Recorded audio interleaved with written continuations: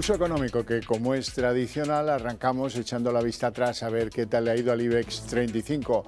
Hoy con pérdidas no muy elevadas, 0,38% abajo. El índice general pierde los 10.800, se queda en 10.775. Algunos valores han avanzado en el día de hoy, no mucho. El que más, Amadeus, 1,86 arriba. En segundo lugar, CaixaBank, 1,50 arriba. En tercer lugar, Mapfre, 1,23 arriba. Y en el lado rojo, en el lado donde preponderan los inversores vendiendo, Grifols hoy tropieza, 3,58 abajo. En segundo lugar, Acciona se deja en la sesión 3,26 y en tercer lugar, Acciona Energía se deja 2,71. Bien, y a continuación les vamos a adelantar algunos de los titulares de los temas que vamos a tratar en la tertulia de análisis económico con los mejores expertos para que ustedes no se pierdan detalle. Bueno, en nuestra tertulia de análisis económico hoy tenemos un plato fuerte porque tenemos que hablar de los datos de inflación de Estados Unidos que cada vez pues, tienen más incidencia en el devenir de las bolsas. Al final, el índice de precios al consumo norteamericano en el mes de marzo resulta que ha repuntado al 3,5 interanual desde el 3,2 que vimos en febrero. Y hablaremos también de Iberdrola porque alcanza por primera vez en su historia los 12,68 euros, un techo histórico de la utility española. Bien, y dicho esto, les presento ya a nuestros invitados hoy. Don Luis Francisco Ruiz, analista de CMC Markets, muy buenas tardes, bienvenido. Muy buenas tardes, Javier. ¿Todo bien? Estupendamente. Me alegra. Don Antonio Banda, CEO de Field Capital, muy buenas tardes, bienvenido. Muchas gracias, buenas tardes. ¿Todo bien? Sí, todo en marcha. Bueno, vamos a analizar la sesión de bolsa hoy. Nos lanzábamos al rebote antes del IPC de Estados Unidos, luego calma chicha y al final el mercado termina en rojo. Bueno, el IPC de Estados Unidos es un dato muy importante, uno de esos datos que marcan o que pueden marcar el devenir del mercado para las próximas sesiones, hasta incluso te puede hacer giros de mercado como el que hemos obtenido en la sesión de hoy, y que todo el mundo estaba centrado en él. En el caso de la bolsa española ya veníamos recogiendo un poco beneficios en las últimas sesiones, pero no solamente la bolsa española, sino la alemana, las bolsas a nivel global. El mercado realmente no es que haya muchos nervios, porque los índices de volatilidad todavía están en niveles bastante bajos, pero sí es cierto que los nervios están empezando a repuntar un poquito más. Y es que la inflación se está enquistando y incluso estamos viendo cómo las tasas generales pues, empiezan a repuntar un poquito más. Y sí es cierto que esos nervios pues, bueno, se producen después de 3 meses consecutivos donde los tipos de interés poco a poco no han parado de repuntar y parece que en la sesión de hoy, pues, bueno, con las cifras de IPC, pues, están empezando a trasladarse al resto de bolsas. De hecho, por ejemplo, en Estados Unidos las caídas son un poquito más amplias. Cogiendo un poquito más de perspectiva y en un contexto, no olvidemos que las bolsas en lo que va de año están subiendo un 10%. Luego estamos hablando de que en las últimas sesiones han replegado un 2, un 3%. No es algo muy significativo, no va a cambiar tendencia por el momento, pero sí es un elemento de preocupación, por lo menos en el corto plazo y probablemente en los próximos meses, ¿no? Anda. Sí, yo creo, sobre todo Europa tenía la sensación que efectivamente la inflación es menos preocupante aquí que lo que podía ser, ¿no? Y de hecho ya estábamos hablando de bajada de tipos, que si realmente el Banco Central Europeo se va a adelantar a la Reserva Federal, hay unas dudas ahí sobre qué va a pasar todo el tiempo con la inflación como referencia. Pero el dato americano, tal como ha salido, pues ha dado vuelta a todos los mercados, el mercado americano ha abierto a la baja muy fuerte y efectivamente es muy complicado que tal como están viniendo los datos americanos, que además están muy referenciados por el consumo y por fundamentalmente el gasto en energía, que es lo que ha disparado la inflación, vaya a ser algo que se vaya a conseguir contener, ¿no? Entonces, de ahí que ya ha habido a primera hora de la mañana en Estados Unidos la idea de que realmente es muy difícil que lleguemos a las 4 bajadas que se esperaban para la Reserva Federal y que de hecho en la última reunión más o menos dejaron caer y ya están hablando de 2 si la inflación consigue relajarse, cosa que parece muy complicada. Mientras tanto, sí que estamos en un mercado de renta variable en el que a llevar este primer cuatrimestre en los datos que llevamos hace que la gente tenga menos preocupación, ¿no? Porque la rentabilidad de las inversiones en estos 4 o 3 meses y medio que llevamos, pues son bastante sustanciales. Por lo tanto, coger algo de beneficio puede ser realista, y que ir a la segunda parte del año en la que tenemos elecciones americanas y tenemos una situación que va a venir marcada más por política que por hecho, pues ya que por la geopolítica, ¿no? Pues veremos a ver qué va a pasar. Desde luego el mercado probablemente entre en una temporada de recortes a la baja y un poco buscando cuál es el suelo que tienen las bolsas, ¿no? Bueno, vamos con esos datos de inflación americanos. 3 décimas de incremento en el interanual hasta el 3,5, que es donde se queda la cosa a finales del mes de abril. Hombre, no es un drama, pero ya es el segundo mes con repuntes, y lo que viene a significar con los datos de empleo, con los datos de consumo, pues que la economía en Estados Unidos está lejos de que pueda producir una rebaja de tipos. Sí, la composición es esa. La composición es una economía fuerte. Una de las causas de esta economía fuerte, bueno, hay varias, ¿no? Pero, por ejemplo, un petróleo en niveles altos favorece a la economía de Estados Unidos, que es el principal exportador de petróleo. La tecnología con la inteligencia artificial también. Y luego tenemos, por esas elecciones que has comentado con anterioridad, pues un enorme gasto público, ¿no? Luego tenemos la economía de Estados Unidos con mucha fuerza, que está sorprendiendo positivamente y creando una cantidad elevada de empleo, y además un empleo remunerado cada vez más alto. Tenemos unos incrementos salariales que superan el 4%. Luego esto ha provocado que al final la tasa subyacente pues se mantenga en el 3,8%, y la tasa general empieza a repuntar desde el 3,2 hasta el 3,5%. Claro, con algo de perspectiva, pues parece que no es algo demasiado abultado, pero estamos bastante lejos de ese 2%, aunque no sea el indicador que utiliza la Reserva Federal para medir la inflación, utiliza un indicador más amplio que es el PCE, pero sí parece, o da la sensación de que la última milla, o converger hacia ese objetivo del 2%, va a ser más difícil de lo esperado. De hecho, la reacción del mercado, no solamente las bolsas, ha sido de muy alta volatilidad en el mercado de bonos. Hemos asistido pues a caídas o repuntes de tipos de interés del orden del 10, 15 puntos o de 15 puntos básicos, que no son muy habituales. Y cuando nos fijamos en el mercado de divisas, la apreciación del dólar ha sido muy alta, ¿no? Ha sido de alta intensidad. Estamos hablando de una apreciación de un punto porcentual, que para los mercados de divisas es un movimiento pues bastante importante. Luego sí parece claro que la Reserva Federal, con esta composición, ¿para qué va a bajar tipos de interés? Si bajará tipos de interés, en algún momento ve que la economía se debilita y que la inflación vuelve otra vez a recuperar su senda bajista, pero por el momento parece que no hay intención. Sí, yo estoy de acuerdo. Al final el consumo es el que está marcando que Estados Unidos pues no se salga de la ruta de que efectivamente sea una economía que tengan preocupación, caliente. Eso es, por la situación.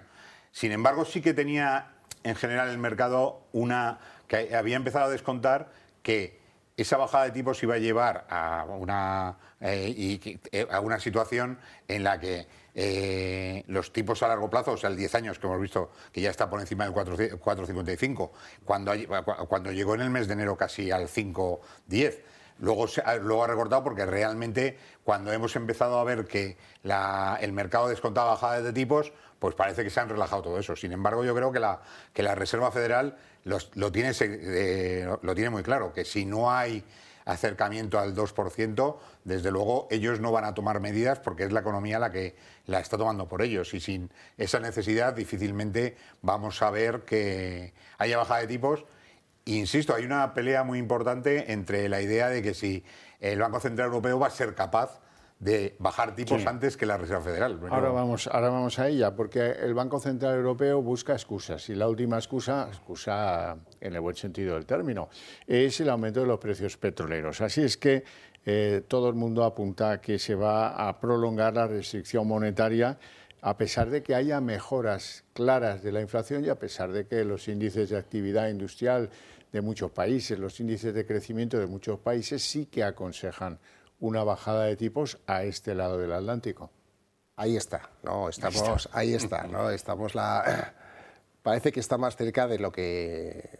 Bueno, de hecho el mercado está descontando que va a bajar tipos de interés este trimestre, probablemente sea en junio. Y quizás ahí la intervención de mañana no sea la decisión de tipos, que lo va a mantener en el 4,50%, sino si en junio va a telegrafiar o va a afianzar esa posición del mercado de que va a haber bajada de tipos de interés. En ese sentido, los datos de inflación en Europa sí está sorprendiendo positivamente. La inflación ya está en el 2,4% y ese nivel de crecimiento está en niveles bastante inferiores, entre otras cosas porque la política fiscal no es tan expansiva como en Estados Unidos y está haciendo que el crecimiento sea más débil. Luego la chicha realmente va a estar a 2,5 cuando empiece a hablar Lagarde y a ver si telegrafía esa bajada de tipos de interés. En el mercado de divisas, como había comentado con anterioridad, el euro se deprecia con mucha intensidad porque empieza ese diferencial de tipos de interés entre Estados Unidos y Europa se amplía. Tenemos que el bono a 10 años en Estados Unidos está en 4,50, 4,55% y el Bund alemán a ese mismo plazo pues ronda el 2,50. Es decir, 2 puntos porcentuales de diferencia de tipos de interés entre una economía y otra. Una economía que presenta más fortaleza económica, mayor momento positivo y que está haciendo que los flujos vayan hacia el dólar. Si Lagarde, en este caso, telegrafía demasiado y establece una senda de bajada de tipos de interés, puede hacer que el euro se deprecie con bastante intensidad. Y no olvidemos que el petróleo, las materias primas, la pagamos en dólares. Luego, si en un momento determinado pues, se podría importar inflación, si la intervención de Lagarde, en este caso, es demasiado dovish. Luego, yo creo que por eso va a evitar ese escenario. Probablemente comente que pueda haber una bajada de tipos de interés pronta, cercana, pero hasta ahí. Luego ya se verá, o será data y dependan. Anda. Sí, yo veo al Banco Central Europeo muy, como suele estar, muy a la defensiva. Cuando tiene que intervenir, interviene, pero si no tiene necesidad y es la evolución del dólar, el precio del petróleo, las otras divisas, como estamos viendo también el movimiento que estamos teniendo con el yen, todo eso marca un entorno económico pues que igual puede llevar a una separación entre las dos economías, entre la europea y la americana. Pero no se está produciendo, o sea que al final no creo que quiera el Banco Central Europeo ser el que provoque esa situación. Cuando tiene una economía como la alemana, pues que es la que realmente está siendo la referencia y que a lo mejor hay que actuar sobre ella.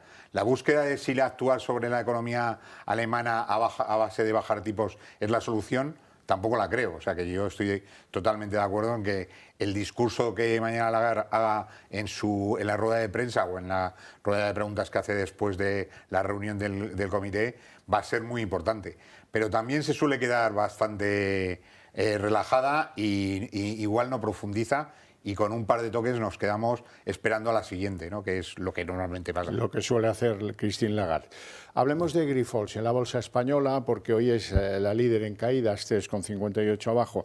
Y voy a secuenciar dos informaciones que me gustaría comentar con ustedes de Grifols. La primera es que ha anunciado que quiere emitir bonos para refinanciar su deuda, la que vence en el año 2025.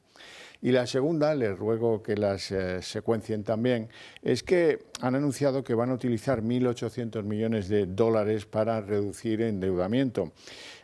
Aún y así, pues si uno mira la proporción de deuda neta de Grifols sobre su EBITDA, pues sigue por encima de las 6 veces el valor. Una posición para nada cómoda. Claro, en este caso las empresas altamente endeudadas son las más damnificadas por un entorno donde los tipos de interés pues, pueden permanecer altos por un periodo de tiempo un poquito más prolongado de lo esperado. Son futuribles, ¿no? Porque todavía no se ha materializado la venta de Shanghai RAAS, ¿no? Que es la que le permitiría obtener esos 1.800 millones de dólares, ¿no? Unos 1.650 millones de euros, que le permitiría empezar a reducir ese elevado apalancamiento. Mientras tanto, tiene que acudir al mercado para refinanciar su deuda, ¿no? Y captar ese volumen que estabas comentando con anterioridad, porque son bonos que vencen ya en el 2025. Luego tiene que empezar a moverse para captar esos recursos. Con unos niveles de apalancamiento tan elevados, si el entorno no mejora y los tipos de interés empiezan a retroceder, pues le puede costar, ¿no? Y puede ser que el spread o lo que le pida el mercado para refinanciar esa deuda sea un poquito más elevado, además con todos los rumores, con todo el run-run, con esas noticias negativas, ¿no? Que han salido sobre Grifols, pues le puede pesar negativamente. Sería deseable que Grifols redujese ese elevado apalancamiento lo antes posible, ¿no? Supongo que tienen sus dificultades en vender el Shanghai RAAS que lo llevan anunciando ya 3 meses o 4 y no se termina de producir. Banda.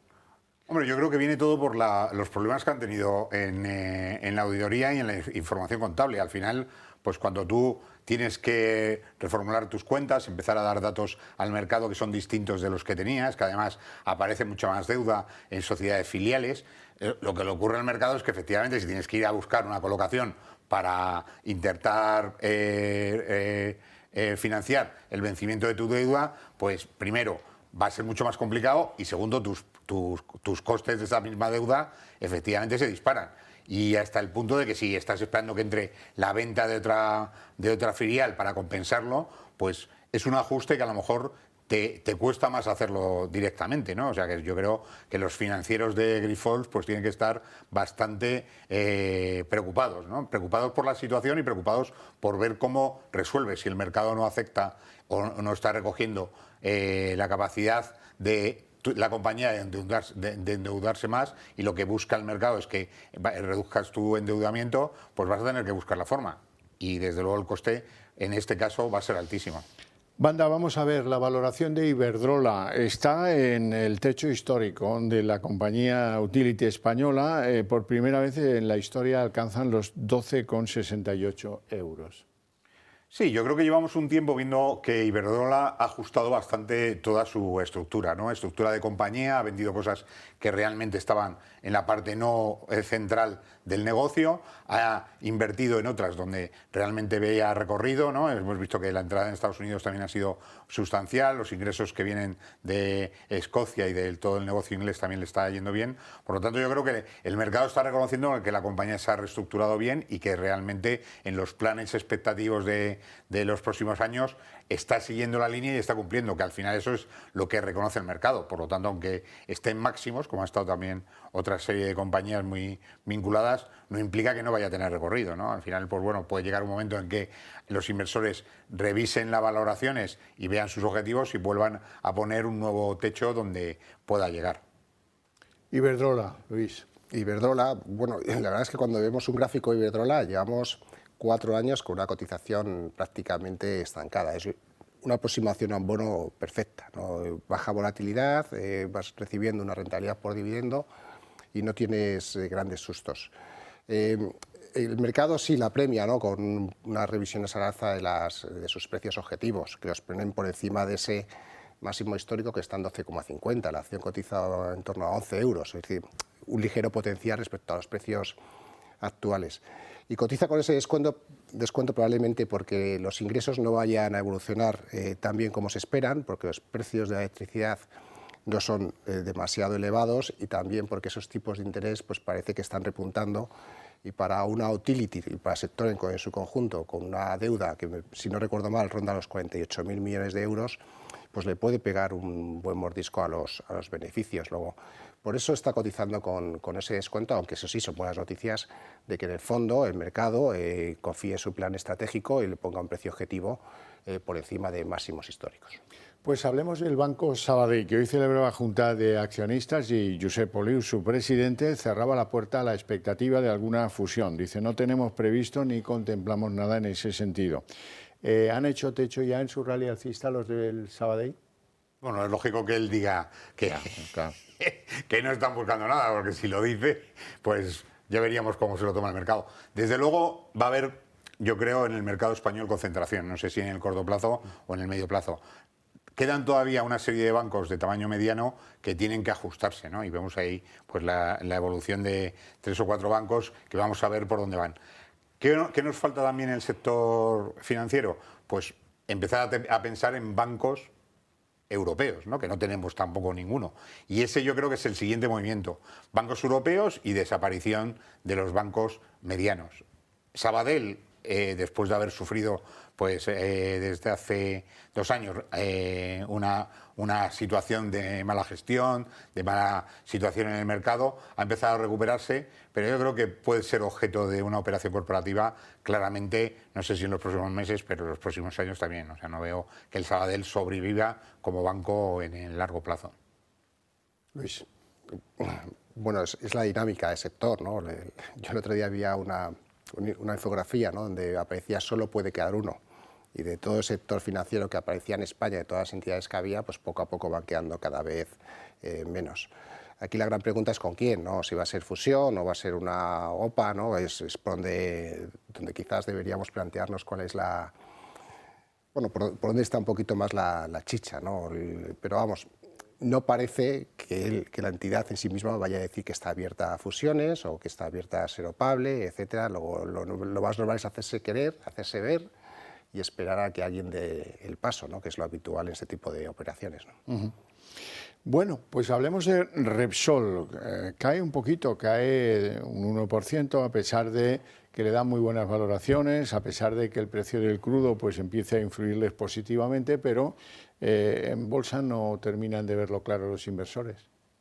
Sí, bueno, pequeña corrección a corto plazo, porque el desarrollo de Repsol está siendo espectacular en lo que llevamos de año, acorde con la subida del precio del petróleo, que es la que está originando en la subida de la inflación, ¿no? Luego al final tenemos un petróleo que el barril Brent está rondando los $90 por barril otra vez, tiene una frontera, una resistencia muy importante, que son los $95 que se marcaron en 2023, y Repsol 3/4 partes de lo mismo, recupera hasta los 16 euros y tiene una resistencia en torno a los 16 euros, que también son los máximos de 2023. Luego la correlación continúa ahí, un precio de petróleo que permite a la compañía con una salud financiera muy fuerte, con muy poca deuda, pues continuar haciendo ese plan estratégico, ¿no? De redirigir poco a poco más hacia energías renovables y diversificando su cartera, y las noticias para Repsol, mientras el petróleo se mantenga en estos niveles, son estupendos. Y si por motivos geopolíticos, por lo que sea, vemos que el petróleo repunta un poquito más, se acelera la subida y lo vemos en los 95, los $100 por barril, Repsol podría continuar con su trayectoria alcista. Sí, yo lo veo clarísimo, que Repsol poco tiene que hacer separado de la evolución del precio del petróleo, ¿no? Así como otras compañías tienen algún determinante que pueda acompañar, Repsol siempre ha tenido esa correlación. ¿Qué ocurre? Que la compañía, yo creo que también está aprovechando los ajustes que tenía que haber hecho, que eran necesarios, está viendo cuál es su oportunidad de negocio, dónde, y está trabajando los ingresos en otras energías alternativas que por lo pronto, pues bueno, antes parecían mucho más interesantes de lo que ha quedado al final, ¿no? Porque hay muchas áreas donde parecía que iba a haber mucho crecimiento y al final todo eso ha quedado paralizado, ¿no? Más que nada por temas regulatorios y temas que han metido bastante presión a los precios de la electricidad y a los precios de otros elementos vinculados a esas energías alternativas. Entonces, recorrido yo le sigo viendo, o sea pero vinculado al petróleo 100%. Hablemos de Merlin Properties, que va subiendo alrededor de un 3% al calor de una especie de rumor según el cual va a haber un nuevo accionista que podría aportar a la Socimi 1.000 millones extra.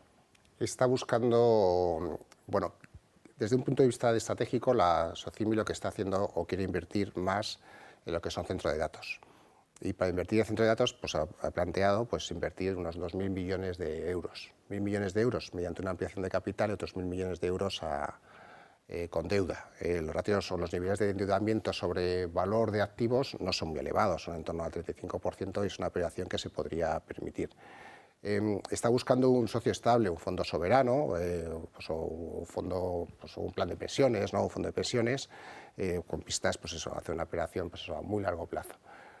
Sí encaja con la megatendencia que tenemos vinculada a inteligencia artificial, a todos los semiconductores y todos esos centros de datos que requieren pues, que sean almacenes grandísimos, con una capacidad de refrigerio pues, bastante abultada, y bueno, pues ahí está, Merlin Properties dando ese posible servicio pues, a todos aquellos que quieran utilizar la inteligencia artificial a trabajar con los datos.